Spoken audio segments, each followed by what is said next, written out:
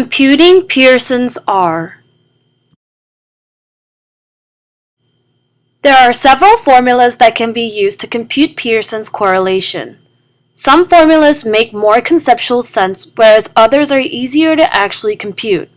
We are going to begin with a formula that makes more conceptual sense.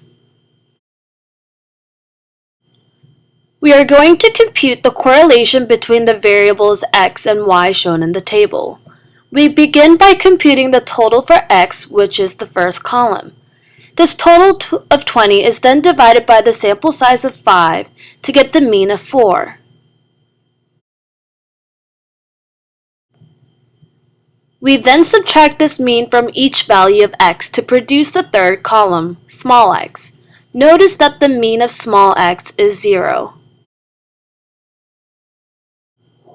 We do the same thing for y to create the column small y.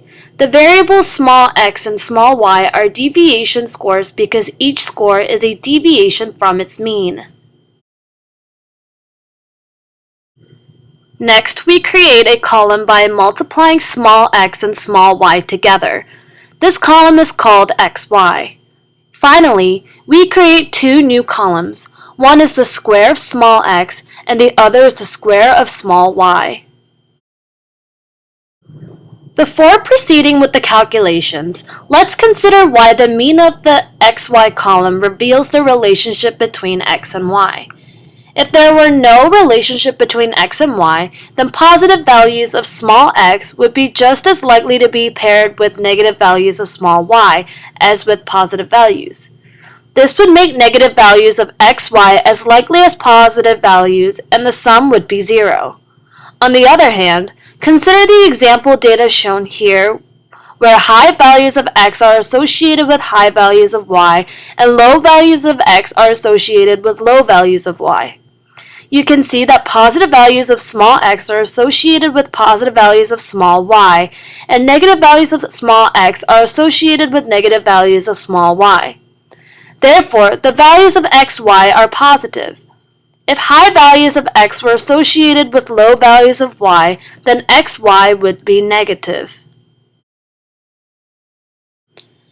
Pearson's correlation is computed by dividing the sum of xy column by the square root of the product of the sum of the x squared column and the sum of the y squared column.